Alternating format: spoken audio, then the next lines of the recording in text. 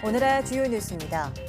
어제 하루 코로나19 신규 확진 환자가 246명이 추가돼 누적 환자가 15,761명으로 늘었습니다. 교회발 집단 감염이 전국으로 확산하면서 지역 발생이 235명, 해외 유입은 11명입니다. 사망자는 1명이 추가돼 누적 사망자는 306명으로 늘었습니다.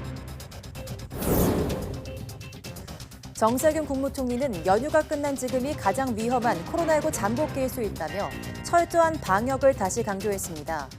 방역당국은 사랑제일교회 신도와 교회 방문자, 8.15 집회 참석자 등에 대한 신속한 진단 검사를 거듭 촉구했습니다. 코로나19 집단 감염이 확산하면서 개학을 앞둔 학교에도 비상이 걸렸습니다. 다음 달 11일까지 수도권 유치원과 초중학교 등교 인원은 3분의 1로 제한됐고 집단 감염이 발생한 서울 성북구와 강북구 등의 일부 학교는 2주간 원격 수업만 진행합니다. 수도권 유흥주점과 노래방 등 구위험시설의 전자출입 명부 의무화 등 방역수칙이 강화됐지만 마스크 없이 노래를 부르는 등 지켜지지 않는 곳이 많았습니다. 내일부터는 PC방과 결혼식장 내 뷔페도 구위험시설로 지정돼 방역관리가 강화됩니다. 전 세계 코로나19 누적 확진 환자가 2,200만 명을 넘어섰고 누적 사망자는 77만 6천여 명으로 늘어났습니다. 다만 가장 많은 감염자가 나온 미국에서 지난 6월 말 이후 처음으로 일일 신규 확진자가 3만 명대로 감소해서 향후 추이가 주목되고 있습니다.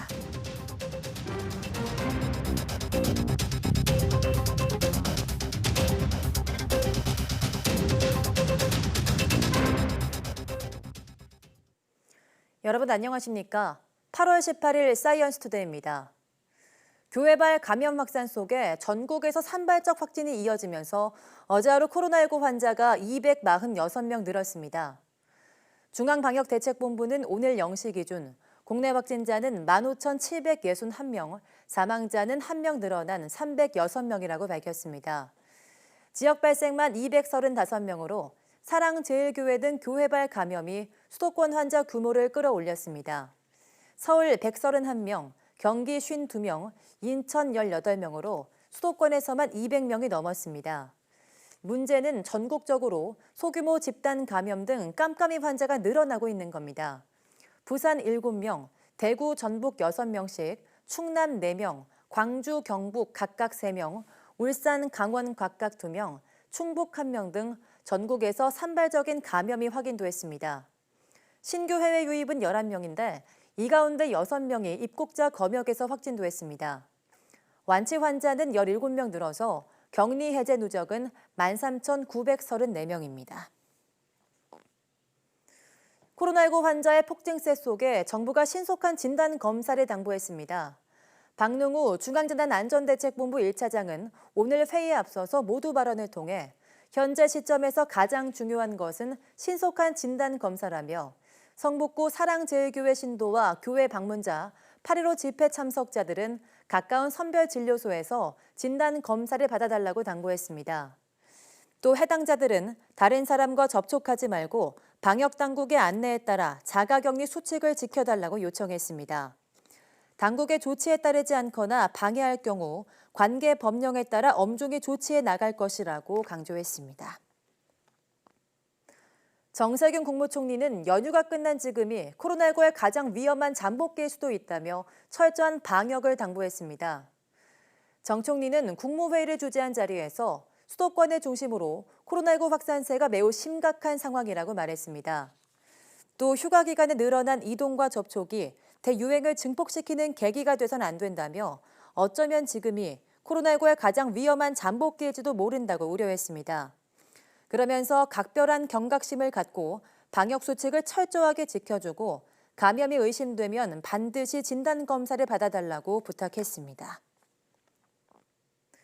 코로나19 확진자가 급증함에 따라 오늘부터 다음 달 11일까지 수도권 학교의 등교 인원 제한 조치가 강화됩니다. 교육부는 사회적 거리 두기 2단계 격상에 따라 서울 경기 지역의 유치원과 초중학교는 교내 밀집도를 전체 학생의 3분의 1 이하로 강화해야 한다고 밝혔습니다. 서울 경기와 같은 생활권인 인천은 사회적 거리 두기 단계가 격상되지 않았지만 같은 수준의 조치를 시행합니다. 교육부는 또 비수도권 지역 교육청에도 오늘부터 9월 11일까지 학교 내 밀집도를 3분의 2 내에서 유지하도록 강력히 권고했습니다. 수도권을 중심으로 코로나19가 급격하게 퍼지고 있는 가운데 여름방학을 맞은 학생들의 안전에도 비상이 걸렸습니다. 방역당국은 학생들에게 되도록 PC방이나 코인 노래방 등 밀폐된 장소에 가지 말라고 당부했는데요. 과연 이런 지침은 잘 지켜지고 있는지 엄윤주 기자가 현장에 다녀왔습니다. 서울 도심 학원가에 있는 한 PC방입니다. 마스크 착용을 비롯해 거리 두기 수칙은 잘 지켜지고 있는지 제가 한번 들어가 보겠습니다. 입구부터 방역 관리가 허술합니다.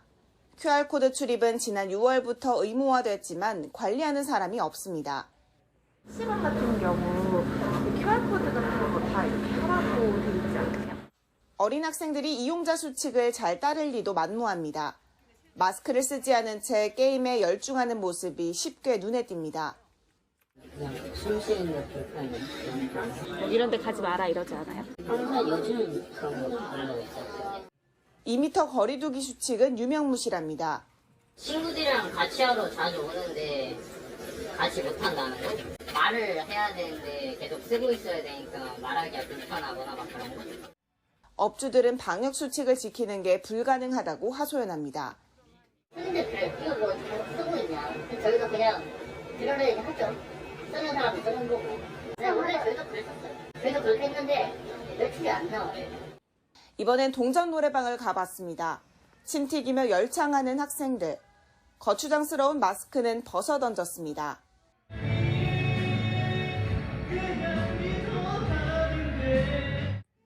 방역 수칙에 따라 한 방에 최대 2명만 들어갈 수 있지만 3명이 바짝 붙어 앉아 있습니다.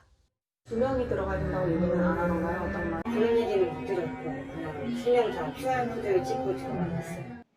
용인에선 친구 사이인 고등학생 5명이 함께 동전 노래방과 PC방, 영화관을 갔는데 모두 코로나에 감염됐습니다. 학부모들의 걱정은 더 커졌습니다. 그렇다고 다 큰 자녀를 24시간 감시할 수도 없는 노릇입니다. 아이한테도 가지 말라고 한 번 더 당부를 하고 주변 친구들이 혹시라도 같이 가자고 했을 때 가지 말자라고 얘기할 수 있는 제가 동선을 매번 파악할 수는 없으니까 안 간다고 믿고 있는데 코로나는 남의 일이라는 듯 방역 수칙 안 지키며 PC방 가고 노래방 가는 청소년들. 이들을 누가 어떻게 말릴 수 있을까요? YTN 엄윤주입니다. 사랑제일교회 관련 집단 감염이 확산하면서 불안감이 커지자 서울시는 8.15 대규모 집회가 열렸던 광화문 광장 인근 주요 장소를 특별 방역 소독했다고 밝혔습니다. 8.15 대규모 집회에는 사랑제일교회 교인 다수가 참석한 것으로 알려졌고 확진된 교인 여럿이 이 집회에 갔던 사실이 확인됐습니다. 서울시와 각 자치구는 동화 면세점 일대와 세종문화회관 일대, 교보빌딩 인근 등은 물론 정부청사 일대 보도와 차도, 승강장 등을 집중 방역했고 앞으로도 추가 방역을 실시할 예정입니다. 또 집회 참가자가 다수 이용했을 것으로 추정되는 5호선 광화문역과 3호선 경복궁역 등 주요 역사를 15일부터 17일 여러 차례 방역했고 사랑제일교회 인근의 6호선 돌고지역과 석계역도 집중 방역했습니다. 전국에서 산발적 감염이 확산하자 정부가 방역수칙 준수를 거듭 당부하고 나섰습니다. 상황이 악화되면 거리 두기를 3단계까지 격상할지 검토하겠다고 밝혔는데요. 신중을 기할 만큼 강력한 조치인데 2단계와 어떤 차이가 있을까요? 이영원 기자입니다. 좀처럼 수그러들지 않는 산발적 집단 감염에 정부가 다시 방역 수위 강화를 검토하겠다고 밝혔습니다. 연속 100명 넘는 환자의 서울과 경기 지역 거리 두기를 2단계로 올린 지 이틀 만입니다. 상황이 악화되면 2단계 내에서도 저희가 다소 유보했었던 조치들을 우선 취할 수도 있습니다. 3단계의 경우에도 그 격상 여부를 검토하려고 합니다. 3단계로 격상하려면 두 가지 요건이 충족돼야 합니다. 2주 평균 1일 신규 환자가 100명 이상 되고 일주일에 2번 이상 확진자가 배로 늘어야 합니다. 현재 추세면 안심할 수 없다는 게 전문가 지적입니다. 전국적인 규모에서의 어떤 확진자 증가가 이제 연휴 끝나고 좀 우려가 되는 부분이 되겠고, 집회를 통해서 이제 깜깜이 감염이 더 증가하는 것이 조금 우려가 되겠습니다. 최악으로 치달아 거리두기 3단계가 되면 10명 이상 모임이 중단되고 공공행사도 금지됩니다. 또 고위험 시설뿐 아니라 중위험 시설까지 운영이 중단되고 스포츠 경기는 아예 치를 수 없게 됩니다. 일상생활이 상당히 제약되는 이런 상황이 생기지 않도록 정부는 거듭 외출 자제와 실내 마스크 착용을 당부했습니다. YTN 이영훈입니다. 대한의사협회가 정부에 긴급회동을 제안했습니다. 의협은 오늘 오전 보건복지부로 공문을 보내서 대한의사협회장과 복지부 장관이 함께 참여하는 의정 긴급 간담회를 제안했다고 밝혔습니다. 21일로 예정된 전공의들의 제3차 단체 행동과 26일부터 3일간 예정된 제2차 전국 의사 총파업을 앞두고 의협회장과 복지부 장관이 직접 만나 해결을 모색하자는 것으로 보입니다. 의협은 최근 수도권을 중심으로 전국적 확산 징후를 보이는 코로나19 위기 관련한 대응책과 함께 의대 정원 확대, 공공의대 신설 등 4대 의료 정책에 대해 모든 가능성을 열어놓고 대화하자고 제안했다고 설명했습니다. 경영계가 코로나19 충격을 고려해서 내년도 건강보험료율은 최소 동결해야 한다는 주장을 내놓았습니다. 한국경영자총협회는 코로나19의 세계적 대유행에 따른 최악의 경제 고용 위기 상황에서 기업의 지불 능력 악화와 전 세계 경제의 불확실한 회복 전망 등을 고려할 때 내년도 건강보험료율이 최소 동결될 필요가 있다고 밝혔습니다. 정부는 당초 내년도 건강보험료율을 3% 중후반대 수준에서 인상할 계획이었지만 코로나19로 인한 국민 부담을 고려해서 2% 중후반대 수준의 인상을 유력하게 검토하는 것으로 전해졌습니다. 수도권을 중심으로 코로나19가 다시 확산하면서 ICT 기업들이 잇따라 재택근무에 들어갔습니다. 먼저 SK텔레콤은 오는 23일까지 재택근무를 하기로 하고 직원들에게 외출을 줄이고 밀폐되거나 밀집된 장소를 방문하지 말라고 당부했습니다. KT도 오늘부터 23일까지 서울과 수도권, 부산 직원은 필수 근무 인력만 제외하고 재택근무를 시행하기로 했습니다.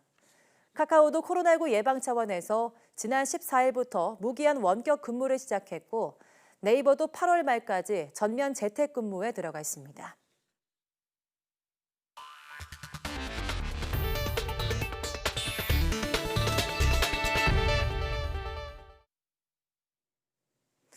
미국에서 코로나19 확산세가 예상보다 빨라서 벌써 사망자가 17만 명을 넘어섰습니다. 하반기 독감 유행과 맞물리면 의료체계 과부하로 피해가 훨씬 커질 것이란 우려가 나오고 있습니다. 보도에 김영근 기자입니다. 미국 워싱턴 대학은 코로나19 사망자가 10월 1일 17만 명에 이를 것으로 예측했습니다. 하지만 실제로는 현지 시각 16일 17만 명을 넘어섰습니다. 예상보다 6주가량 빠른 속도입니다. 누적 확진자도 이미 550만 명을 넘어서 600만 명을 향하고 있습니다. It is with great sadness that we must recognize that Nevada has reached the 1,000 death toll for COVID-19. The grief felt by Nevadans for these individuals, these families, these friends is enormous.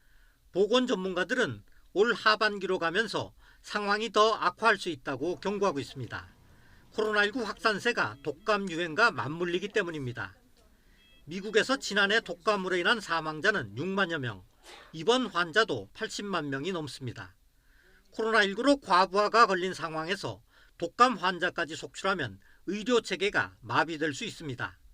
I said it was going to be more complicated or more difficult and potentially complicated because we'll have flu and coronavirus circulating at the same time. 때문에 미국은 코로나19 백신 확보에 이어서 독감 백신까지 쓸어담고 있습니다. 미 보건당국이 올 가을 겨울에 투여할 독감 백신은 2억 회 분량, 지난해보다 13% 증가한 것으로 역대 가장 많은 분량입니다. 유럽연합도 동시 유행 가능성을 높게 보면서 회원국에 독감 백신 확보와 예방 접종을 독려하고 있습니다. YTN 김영근입니다. 미국에서 코로나19 사망자가 17만 명을 넘어서면서 세 번째 사망 원인이 됐다는 분석이 나왔습니다. 토머스 프리든 전 미 질병통제예방센터 국장은 코로나19는 이제 미국에서 세 번째 사망 원인이라며 사고나 폐질환, 당뇨 등 다른 원인을 앞선다고 말했습니다. 가장 최근 자료인 2018년 미 보건당국의 통계를 보면 미국에서 심장병과 암으로 인한 사망자가 각각 65만 5천여 명, 59만 9천여 명으로 사망 원인 1, 2위를 차지했습니다. 우발적 상해와 만성 하부호흡기 질환, 뇌졸중 등이 그 뒤를 이었는데 코로나19 사망자 수가 이들을 모두 앞질렀습니다. 폭발 참사가 발생한 레바논에서 코로나19 환자가 급증하면서 봉쇄 조치가 다시 시행될 것으로 보입니다. 하마드 하산 레바논 임시보건부 장관은 코로나19에 관한 국가 경보를 선언하면서 2주 동안 국가를 봉쇄하는 결정이 필요하다고 밝혔습니다. 또 봉쇄 조치는 공항, 수도, 베이루트, 다른 지역 등 3개 지역으로 나누어 실시될 것이라고 덧붙였습니다. 그러면서 최근 폭발 참사가 코로나19 확진자 증가에 큰 영향을 줬다고 설명했습니다. 레바논에선 현지 시간 16일 기준으로 코로나19 누적 확진자가 8,800여 명으로 하루 사이 400여 명 늘었습니다. 미국 민주당이 조 바이든 전 부통령과 카멀라 해리스 상원 의원을 오는 11월 대선 후보로 지명하기 위한 전당대회를 시작합니다. 코로나19 대유행 탓에 미국 전역의 주요 거점을 화상으로 연결해 진행하는데요. 대선 후보 수락 연설은 마지막 넷째 날인 목요일 이뤄질 예정입니다. 워싱턴 강태욱 특파원이 보도합니다.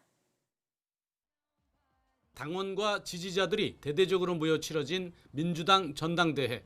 올해는 흥행몰이를 위한 성대한 이벤트와 축제 없이 이뤄집니다. And then when Joe Biden announced he was not coming, that was kind of, that was sort of the final, air being kind of let out of the balloon. 미러키와 바이든 전 부통령의 자택이 있는 델라웨어, 윌밍턴, 뉴욕과 LA 네 곳의 거점을 화상으로 연결해 군중의 반응 없이 진행됩니다. 다만 위스콘신과 햄프셔 등 몇 곳에서는 자동차 극장처럼 차를 타고 입장에 참여하는 방식도 도입됩니다. Last week, we announced watch parties as one of the ways we're solving for no audience and also using convention as an organizing tool. Another way that we did not announce, though, is we will be hosting drive-ins across the country. 본 행사는 매일 밤 9시부터 2시간여 동안 이뤄지고 주요 방송사들은 1시간씩 생중계할 예정입니다. 버락 오바마 전 대통령 부부와 힐러리 클린턴 부부 등 주요 연설자들의 지지 연설도 매일 너댓 개씩 배치됐습니다. 경선 결과를 반영하는 주별 대의원의 공개 투표는 둘째 날 이뤄지는데 통상 여러 시간이 걸렸지만 이번에는 30분가량으로 단축됩니다. 부통령 후보자의 수락 연설은 셋째 날에, 대미인 대통령 후보자 수락 연설은 마지막 넷째 날 예정돼 있습니다. I'm signing this because I'm in this race to win, and with that guy right there, and we're going to get it done. 지켜야 하는 입장인 공화당의 전당대회도 다음 주 나흘 동안 진행됩니다. 트럼프 대통령은 민주당 전당대회 기간 미러키가 있는 위스콘신을 포함해 펜실베이니아, 애리조나주 등 2016년 대선 때 대부분 근소한 표차로 이겼던 주요 경합주 공략에 나섭니다. 양당의 후보가 확정되는 대형 행사가 시작되면서 승리를 위한 사활을 건 전쟁도 막이 오른 셈입니다. 워싱턴에서 YTN 강태욱입니다. 미국에서 11월 대선을 앞두고 우편 투표가 정치 쟁점으로 떠오른 가운데 일부 주 정부가 트럼프 행정부와 연방 우체국을 상대로 한 법적 대응을 검토 중이라고 CNN이 보도했습니다. CNN은 콜로라도, 노스캐롤라이나, 버지니아 등 최소 6개 주 법무장관이 연방 우체국의 운영 정책 변경을 막을 수 있는 법률적 선택지를 검토하고 있다고 전했습니다. 매사추세츠주 모라 힐러 법무장관은 모든 사람의 투표가 꼭 반영되도록 가능한 모든 선택지를 살펴보고 있다고 말했습니다. 워싱턴 포스트도 버지니아와 펜실베니아 등 6개 주 법무장관이 트럼프 행정부를 상대로 소송을 내기 위해 힘을 합치는 방안을 논의하고 있으며 이번 주 중 법적 대응을 발표할 것으로 예상된다고 보도했습니다. 아베 신조 일본 총리의 건강 이상설이 증폭되면서 일본 정계가 술렁이고 있습니다. 정치권에선 이런저런 추측들이 나오고 있는데요. 총리 사임도 대비하면서 향후 전국 운영을 해야 한다는 목소리까지 나오고 있습니다. 보도에 김상우 기자입니다. 우리나라의 추석과 비슷한 오복 연휴를 보내던 아베 총리가 갑자기 또 정밀 검진을 받아 건강 이상설이 확산하고 있습니다. 총리의 정밀 건강검진은 보통 6개월에 한 번. 지난 6월 정밀 검진을 받은 이후 또 받았기 때문입니다. 체류 시간은 7시간 반. 총리 주변에서는 코로나19 사태가 터진 이후 연일 근무로 과로한 탓일 뿐 통상적인 검사라며 건강 이상설을 일축했습니다. 병원 측도 지난 6월 검진에 따른 추가 검사라고 밝혔습니다. 하지만 최근 집무실에서 피를 토했다는 등의 건강 이상설 관련 보도가 잇따라 일본 언론과 정계는 촉각을 곤두세우고 있습니다. 관저의 현관 같은 거리의 아베 총리 걸음걸이가 눈에 띄게 느려졌다는 등의 분석 보도도 나왔습니다. 지난 4월에 비해서 2.59초 길어졌다며 건강 이상설을 제기한 것입니다. 지난 15일 전몰자 추도식에 참석한 아베 총리의 걸음걸이를 보면 비교적 낮은 내리막 발판인데도 매우 조심스럽게 걷습니다. 총리 주변의 부인에도 불구하고 아베 총리의 건강 이상설이 좀처럼 수그러들지 않는 또 다른 이유는 아베 총리가 1차 집권 당시인 2007년 9월 지병인 궤양성 대장염 악화를 이유로 총리직에서 약 1년 만에 퇴진한 적이 있기 때문입니다. 이로 인해 야권에서는 몸 상태가 나쁘다면 총리를 교체해야 한다고 주장하고 있고 집권 자민당 일본에서도 총리 사임도 시야에 넣고 중의원 해산 등의 향후 정국에 대처해야 한다는 목소리가 솔솔 나오고 있습니다. 코로나19 사태 이후 아베 정권의 지지율은 30%대로 떨어져서 지난 2012년 말 2차 내각 출범 이후 가장 낮고 경제도 올해 2분기 실질 국내 총생산이 연율 마이너스 약 28%로 사상 최악의 수준입니다. 특히 코로나19도 감염 재확산의 불길을 아직 완전히 잡지 못해서 경제도 지지율도 코로나 사태 이전으로 회복이 쉽지 않은 상태입니다. YTN 김상우입니다. 일본의 코로나19 하루 사망자가 긴급사태 해제 후 가장 많은 수를 기록했습니다. NHK와 교도통신에 따르면 어제 일본에서 새로 확인된 코로나19 사망자는 15명으로 지난 5월 25일 긴급사태 해제 이후 가장 많았습니다. 긴급사태 해제 후 일본의 코로나19 사망자는 10명 이하를 유지했지만 코로나19 재확산 영향으로 이달 들어 사망자가 늘고 있습니다. 어제 NHK 집계 기준 일본의 코로나19 신규 확진자는 644명이었습니다. 일본의 코로나19 누적 확진자는 지난 2월 집단 감염 사태가 발생한 크루즈선 다이아몬드 프린세스 탑승자를 포함해서 57,569명으로 늘었습니다. 미국 캘리포니아주 남부 사막 지역인 데스밸리의 기온이 54.4도까지 치솟으며 107년 만에 최고치를 기록했다고 미국 언론들이 보도했습니다. 미국 국립해양대기청에 따르면 데스밸리의 기온은 현지 시간 16일 오후 3시 40분쯤 54.4도를 기록했습니다. 이는 1913년 이래 미국 내 최고 기록입니다. 미국 남서부 지역에선 최근 기록적인 폭염이 계속되면서 애리조나주부터 워싱턴주까지 최고 기온 기록을 경신하고 있습니다. 이번 폭염은 오는 20일까지 지속할 것으로 보이며 17일부터 18일 정점에 이를 것으로 예상됩니다. 일본에서 사상 최고 수준의 폭염이 이어지면서 열사병 사망자가 속출하고 있습니다.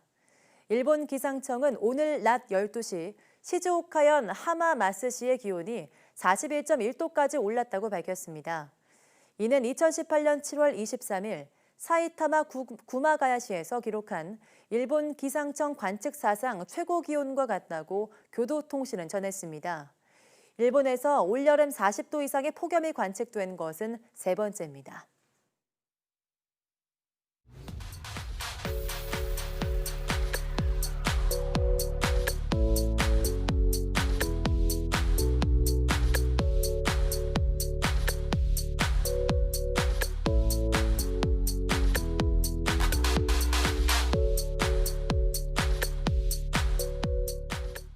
네, 54일간 이어졌던 장마, 지난 주말 드디어 끝이 났습니다.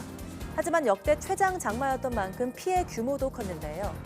특히 절반이 넘는 사망자가 산사태로 인해 발생한 만큼 산사태 피해가 유독 컸습니다. 오늘 오후 사이언스투데이에서는 이번 산사태의 원인에 대해서 이수곤 전 서울시립대 토목공학과 교수와 함께 이야기 나눠보겠습니다. 오후도 많은 시청 바랍니다. 고맙습니다.